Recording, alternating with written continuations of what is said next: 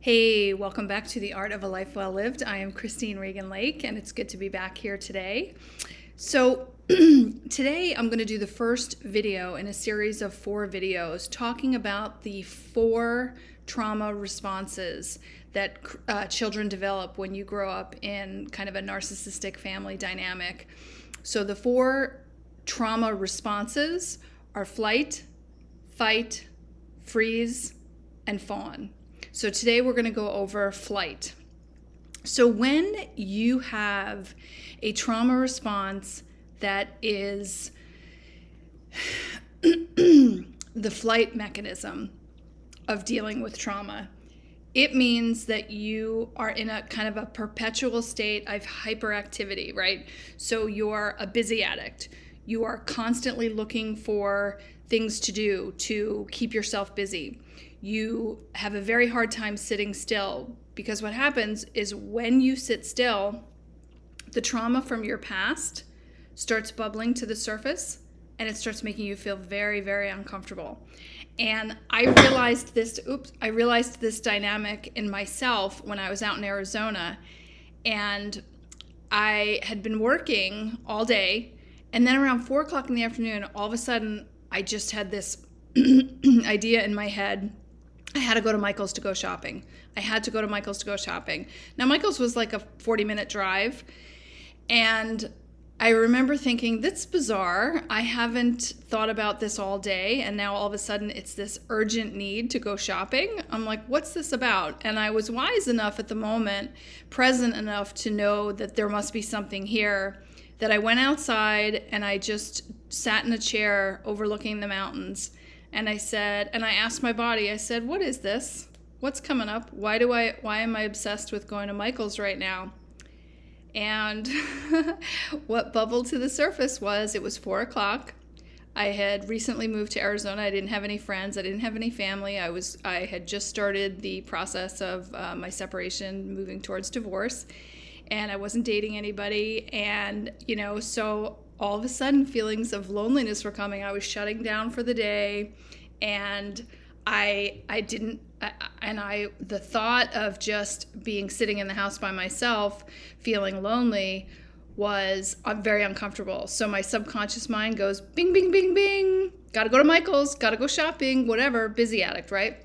So the flight mechanism, here's the challenge.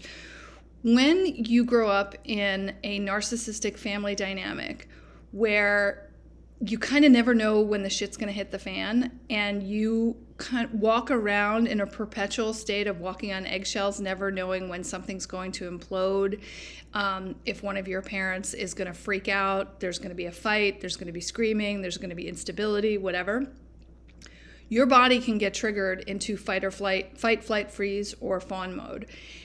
And when your fight or flight mechanism is triggered in the body, which is the sympathetic nervous system, what happens is it starts to burn out your adrenals. And so it's very detrimental to your long-term health to be in a prolonged state of fight or flight. It creates massive amounts of adrenaline and cortisol that start flooding through your whole body. It inhibits the ability in your digestive system, because the fight or flight is totally on. The body never goes into rest and digest. Rest and digest is what the body needs to move all your food through your colon. And so as a result, now you've got digestive issues. So it's really important to address this stuff and realize that your body is deeply affected by this stuff. It's not like if you have OCD, if you're a perfectionist, you struggle with tremendous anxiety, those perpetual states of keeping your body in a trauma response are very, very destructive to your physical health. It brings down your immune system. There's such a ripple effect for all the things that it can cause. For me, what we discovered was that because my fight or flight had been triggered for such a prolonged period of time, I had toxic levels of adrenaline, cortisol all throughout my body. At one point, you could like press down on my thigh and it was like a water balloon, and I was like, what is this? And it was because my body was creating so much adrenaline and cortisol that my liver couldn't process it and my lymph system couldn't get it out fast enough. So it was all backing up and it was stuck in the interstitial fluids in my lymph system. It also went into my pituitary gland and was negatively impacting my hormones, which was impacting my ability to lose weight. So, no matter how many times I would try to lose weight, I would drop the weight, it would come back on, I would drop it because my metabolism and my hormones were all screwed up because of this sustained state of being in fight or flight, which is a chemical, it's just like chemical war in your body when you're going through that. So addressing the roots of these issues of having that, OCD, people like to joke about it, it's like, oh, I'm OCD, I like to whatever. It's not a joke. This is serious stuff that causes serious harm to your body.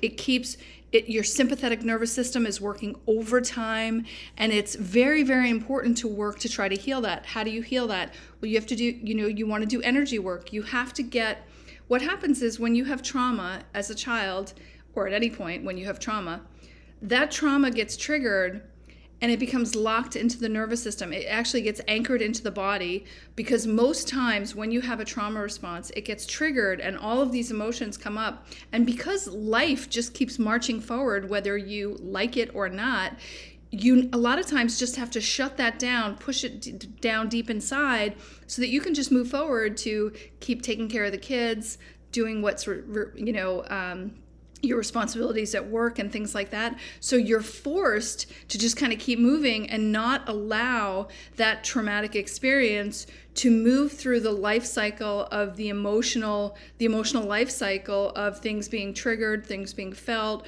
coming to a place of resolution and completion and it releasing. It's anchored into the body. So if you want to release yourself from OCD, perfectionism, anxiety, that type of thing, it's really important that you do the energy work to release that from your body so that you can set yourself free and you can finally have your body come out of that fight or flight mechanism, that fight or flight trigger.